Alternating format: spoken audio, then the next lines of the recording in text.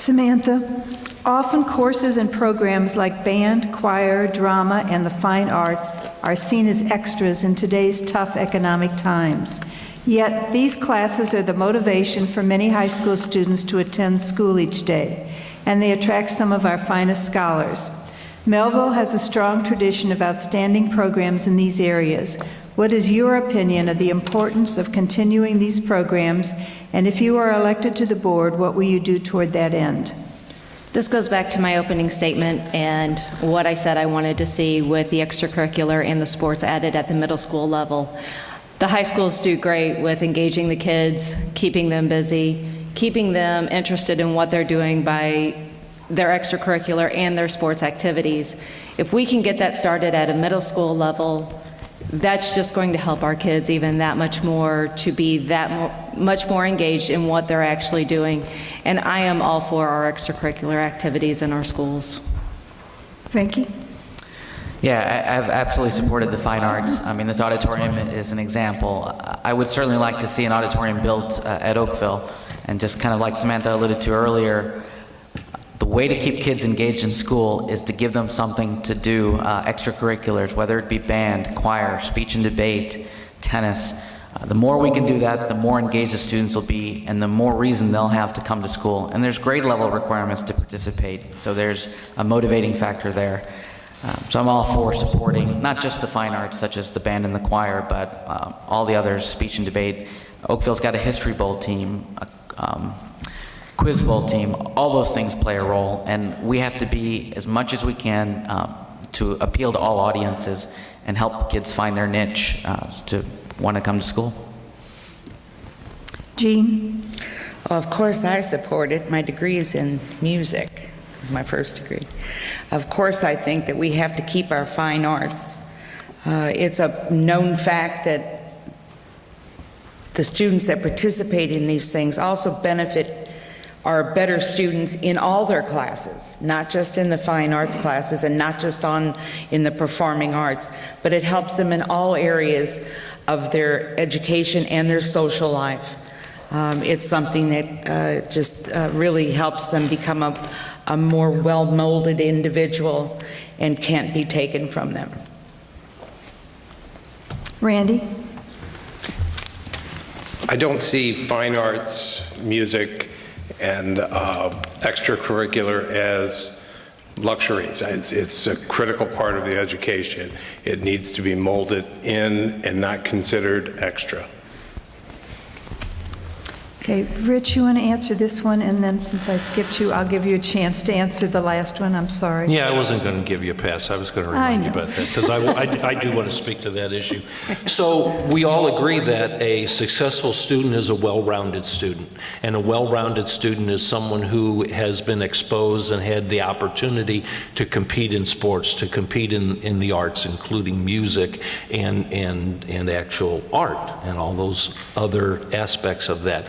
And even if they don't actively participate, having been exposed to those things and going to school with students who are also participating in those different issues. We want to prepare our kids to compete in a very difficult world, in a tough economic environment. And one of the ways we do that is by exposing them to these different kinds of classes.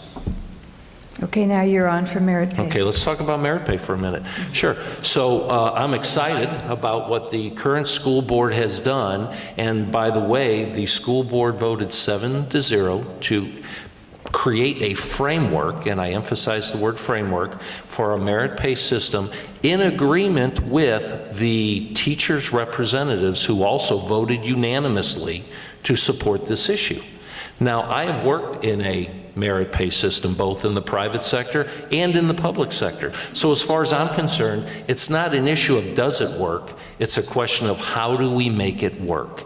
And it has to be a program where our staff feels like they're respected and their voices are heard. And the way we do that is by making the standards attainable.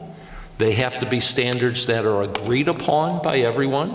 As Randy said, they have to be measurable outcomes, and it has to be outcomes that have a time stamp on them, time set standards.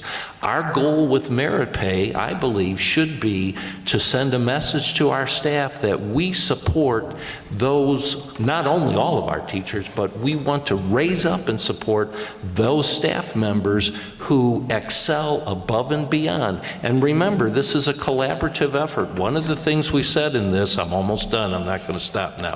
One of the things we said in this vote was that our schools would be evaluated on a per school basis, not a per employee basis. And I think that's important to point out. Jean, the Common Core education standards have come under quite a bit of criticism during the past year. Tell us your understanding of what Common Core really is, and how do you feel about it? Well, I'm going to have trouble doing this in a minute. But first of all, I was very skeptical about it until I really started researching this and found that it's not the big bad bear. We've always had standards in the state of Missouri. We've always had them. Since the Lyndon Johnson administration, we've had standards. They've been called different names, including No Child Left Behind, Show Me Standards, Missouri Learning Standards. We've always had standards. What's different now is that the bar is set higher for our students than it has ever been before. In the past, the teachers were teaching so that they could pass tests. Now they're going to be teaching so the students can learn, and learn at a higher level than they have in the past. Don't be afraid of it, folks. It's not bad. It's just something that we're going to need to get used to. Samantha? The way I understand it, it's a set of standards adopted by DESE. I don't go either way with it because it is just a standard, and our administration and our teachers are the ones setting the curriculum here at our level, which is where it needs to be. As long as we're still doing that and that is something that's in our power, I'm fine with their set of standards that they want to impose. Frankie? Yeah, Common Core is just a set of standards. So I believe it was 45 states collaborated and got together and developed standards that they asked themselves, what does an 18-year-old need to know in order to be college and career ready?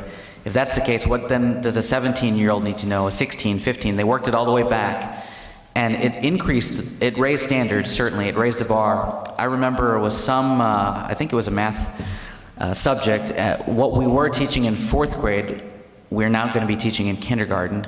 So I think it's important that our students compete not just with other students across the country, whether they be in Illinois or Kansas or Texas, but it's also students that we're competing against in the rest of the world.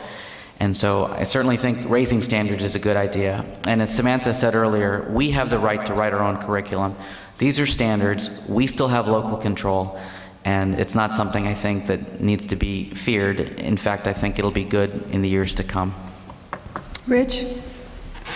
There are two things that are important to remember, I think, about Common Core. Number one, the Mehlville School District is required by law to accept and teach to the standards that have been established by our Missouri Department of Elementary and Secondary Education, commonly referred to as DESE. Number two, the Mehlville School District writes its own curriculum. We have an incredible staff that creates curriculum for our students. I disagree with Jean that Common Core is, well, I don't think it's something to be afraid of. I think it's something to be wary of. I believe Common Core is an attempt by the federal government to wrest control of the school districts from the local school board. I believe in local control. I am committed to local control. This community deserves to decide who sits on their school board and who makes decisions about what happens in their school, not the federal government, and I am against anything that takes away that local control. Thank you. Randy? Like Rich, I agree that Common Core is a directive coming from the top down at Washington. We have an obligation to adhere to the Missouri standards as set forth by DESE. We do that, but it's critical that we write our curriculum and that we maintain local control. Okay. Randy, Please name 3 things about the Mehlville School District, its students and staff that make you be proud to be a member of the community, and what thing would you change in the Mehlville District if you could? Wow, 3 things that I'm... 3 things are good and 1 thing that you would change. Well, you talked about the bus system earlier. That is something to be very proud of. The academic achievement, Mehlville ranks at about a 92 percentile. What I would change if I could, I would like to see it go from 92 to 93, which is a very difficult task. There's not much that I see wrong with Mehlville. Okay, Rich? Well, I needed a few seconds to think about that. The first thing is fiscal responsibility. I think our board and our administration does an excellent job of realistically facing the fiscal issues that we have to make decisions about, and constantly remembering that we're spending the taxpayers' money, that we're spending your money, and we have a responsibility to do that appropriately. Number 2, we live in a vibrant community, a community that is growing with a commercial community that continues to grow and be a driver for South County. And I think the Mehlville School District contributes to that. And the third thing is the fact that we, in terms of our tax rate, have been identified as the #1 district in St. Louis County for giving our residents, our students, and our parents and our taxpayers the biggest bang for their buck. Our school district does the best job of teaching our students with the amount of money we have to work with, and I think that's significant. What's the one thing I would change? Let me think about that. Sorry, you can add that in your last statement. Venki? Starting really with student achievement, I see a lot of students either I know personally or read about in the Mehlville Messenger that do amazing things, whether they win scholarships to Georgetown or get on some kind of fellowship. We do have students that do very well. I'd certainly like to see improvements. I don't think we should ever stop improving, but that's certainly something I'm proud to see. I also think that we do things in a fiscally responsible way. We do put as much money as we possibly can into the classroom, and we are focused on the students, but we're also mindful of the dollars that we get from the taxpayers. I think that's a plus for this district. And a few years ago, we were rated as the top district in the entire state of Missouri in terms of student achievement versus spending. So no district spent less and achieved more than Mehlville. And that was a study that came out of Washington, D.C. And I think Mehlville does a good job in trying to engage the community. They continually push out with town hall meetings, e-messengers, all that. The one thing I would like to see different is certainly there's always a resistance to change in large organizations, and that's something that I'd like to see if we can get changed. Samantha? Academics and our student achievement, of course, as we've been out and about talking to people, we have met some of the recent Oakville and Mehlville graduates, and just hearing what they've gone on to do after they have graduated from our district is absolutely amazing. Some of the internships that they've been able to receive and the places that they're going. Of course, our character education that we have in our schools is wonderful for the kids. It's a reflection of our teachers and what they're teaching them on a daily basis.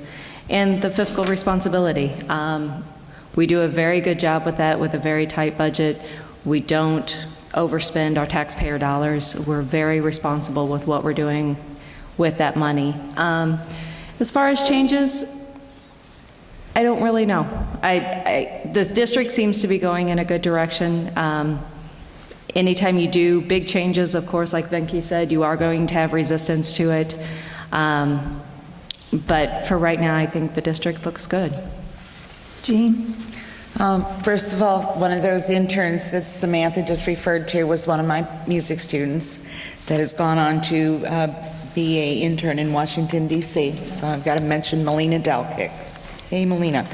Some of the things I'm also very proud of is the Oakville Senior High School choirs, all of them, because they are just fantastic, and every year they go out and achieve major accomplishments for which they should get kudos. I'm also very proud of our excellent resources that we have and use on our ESL students.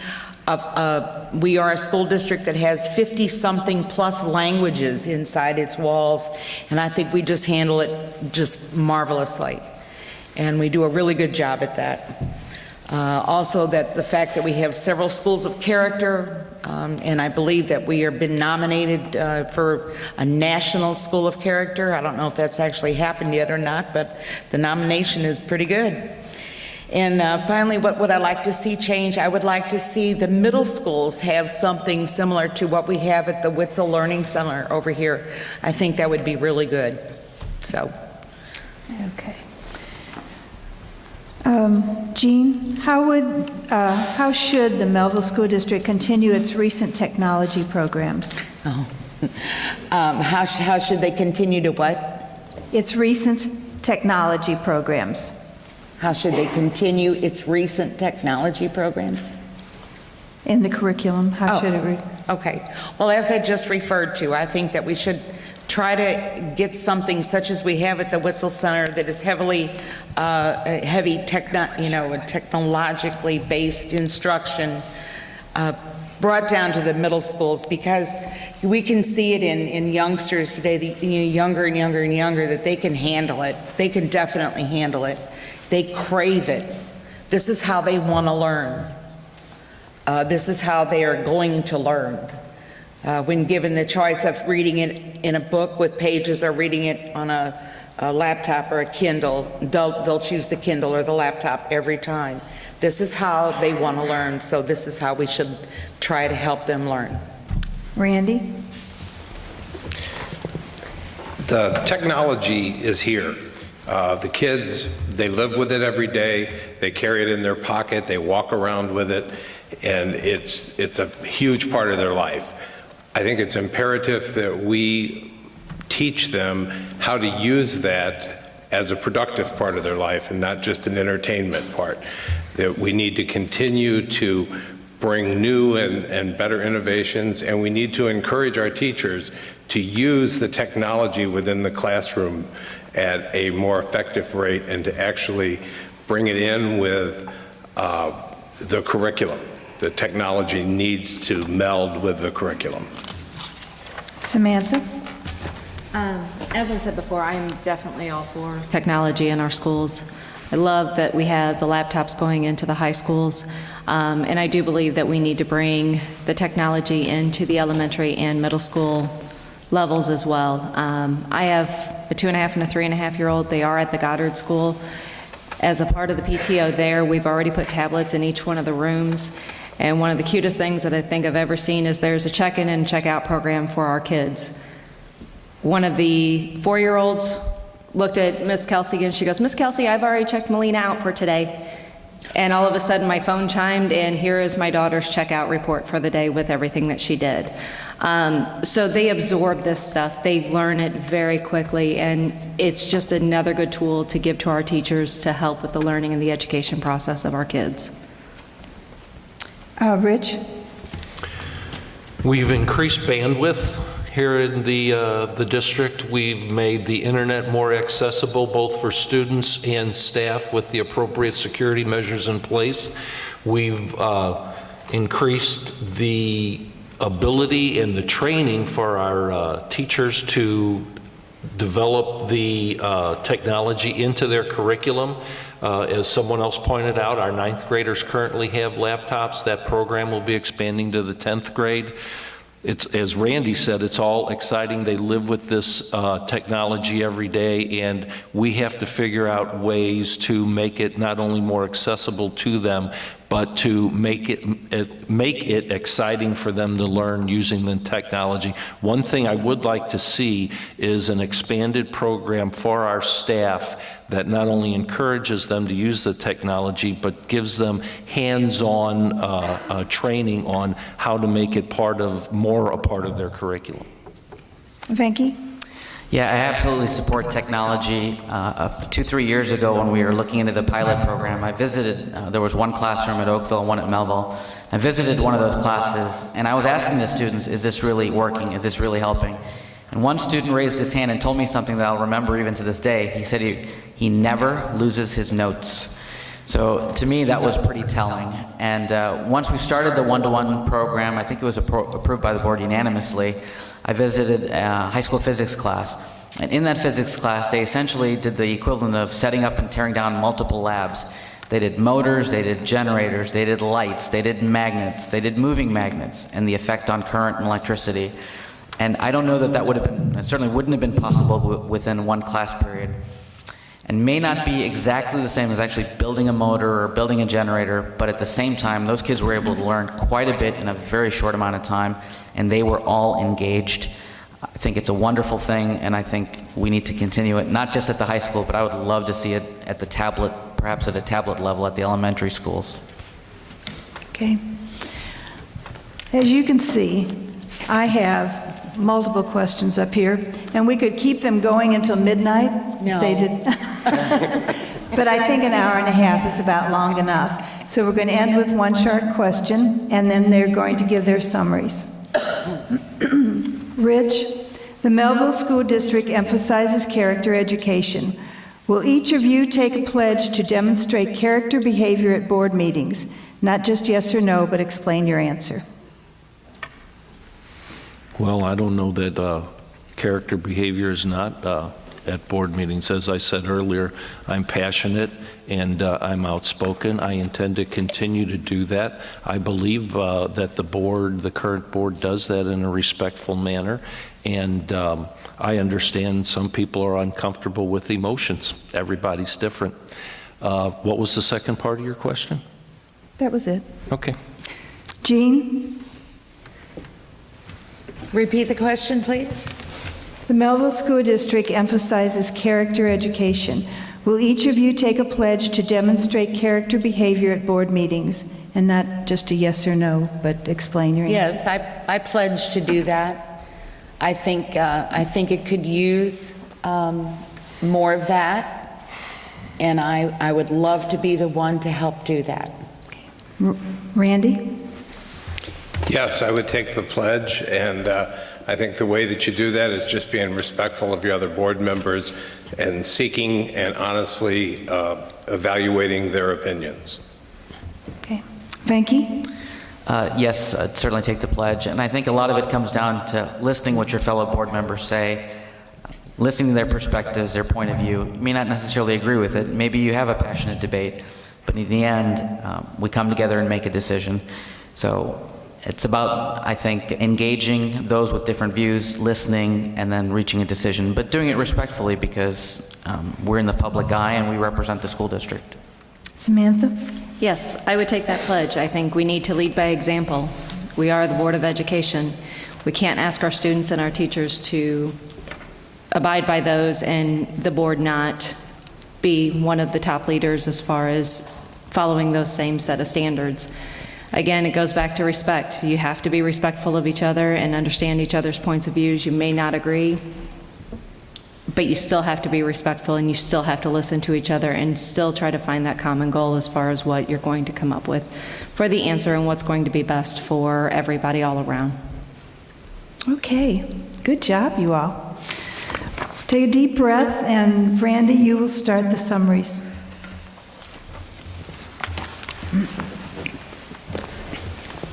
As a lifelong resident of Mehlville, I have recently also made a commitment financially that will keep me here for the rest of my life. So I am vested in the outcomes of this district, of this community.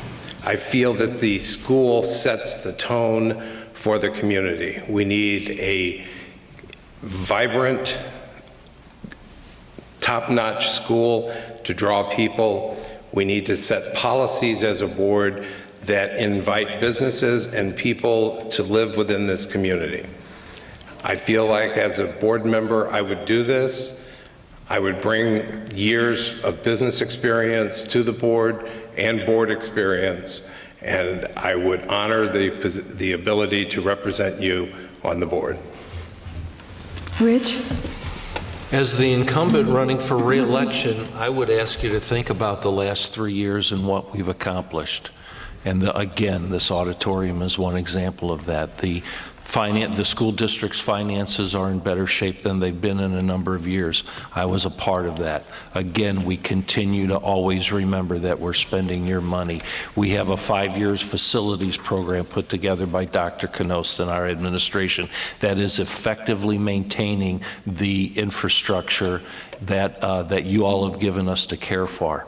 And we continue to increase technology, and the character education program is an integral part of what we're doing. We currently have more schools in our district that are schools of character than we've ever had before. We've increased AP classes to a point that they've never been in the Mehlville School District. The STEM program, the STEM classes have expanded, and our kids are receiving training in research and science and mathematics that they wouldn't have received before.